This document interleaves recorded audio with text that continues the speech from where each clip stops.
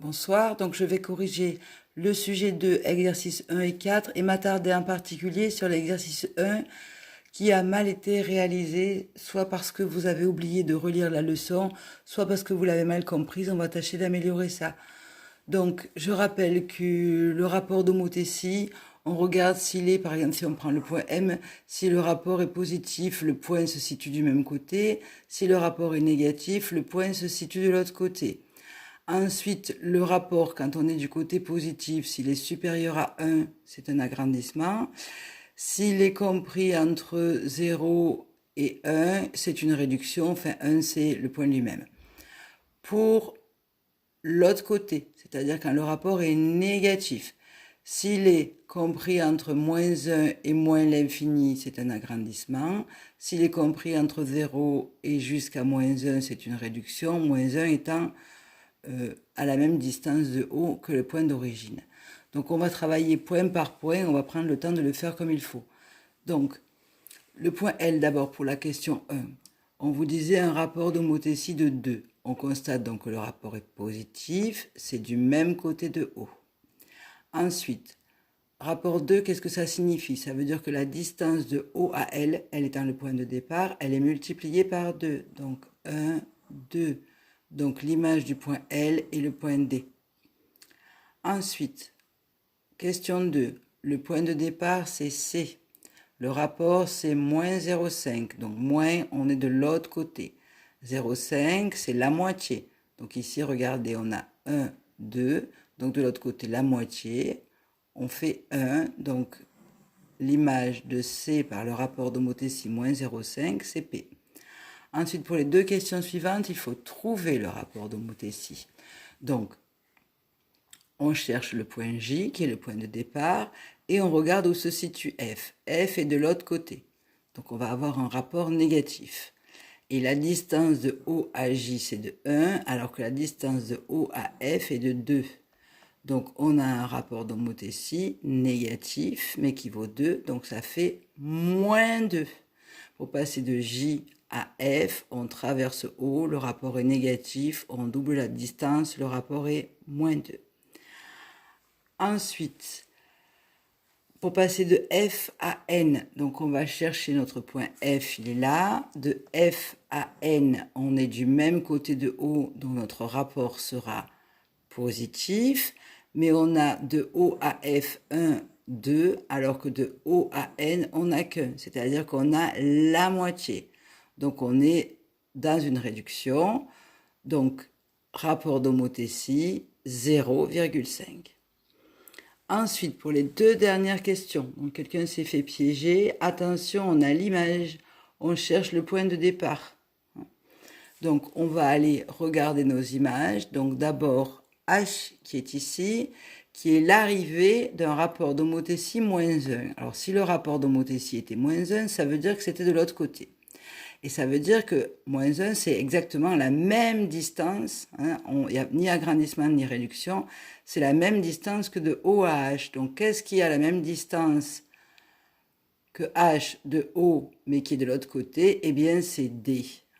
Cette distance ici est la même des deux côtés, donc le rapport c'est 1, mais comme on est de l'autre côté de O, c'est moins 1. Ensuite, le point B, donc pareil, qui est l'arrivée et non pas le départ.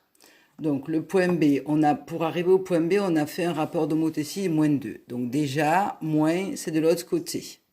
D'accord? Qu'est-ce que ça veut dire moins 2? Ça veut dire que pour arriver à B, on a fait un agrandissement. Donc, on avait une distance qui était la moitié. Donc, de N à O, j'ai 1. De l'autre côté, j'ai le double. Je suis bien dans un rapport de 2, mais comme je suis de l'autre côté de O, c'est moins 2. Voilà, donc le point de départ ici, c'était le point N. Donc, je vous laisse réécrire si vous en avez besoin, et puis au besoin peut-être regarder une deuxième fois la vidéo pour cet exercice, réécrire les réponses. Donc 1D, 2P, 3, moins 2, 4, 0, 5D, 6N. Ensuite, on passe au problème. Alors, Plusieurs d'entre vous l'ont trouvé dans une résolution qui n'est pas vraiment mathématique, donc vous pourriez notamment l'année prochaine être pénalisé parce que dans ce type de problème, on attend une résolution d'équation. Donc on regarde la consigne, on va d'abord jusqu'au bout. Un boulanger vend les 2/3 de ses baguettes le matin, l'après-midi il en vend encore 90. Le soir il lui reste 20 baguettes. Combien avait-il de baguettes pour la journée? Donc on part de la fin là. Il lui reste 20 baguettes. Ça veut dire qu'après avoir tout vendu, il lui en reste 20. Et on remonte. Il en a vendu 90. Donc par rapport à ce qu'il avait au départ, qu'on n'a pas encore écrit, il en a moins 90. Mais qu'est-ce qu'il avait vendu le matin? Il avait vendu les 2/3 de ses baguettes. Donc les baguettes, on ne sait pas combien il y en avait, on appelle ça 2/3 de X. Mais ce qu'il a vendu, il faut l'enlever à quelque chose pour obtenir 20.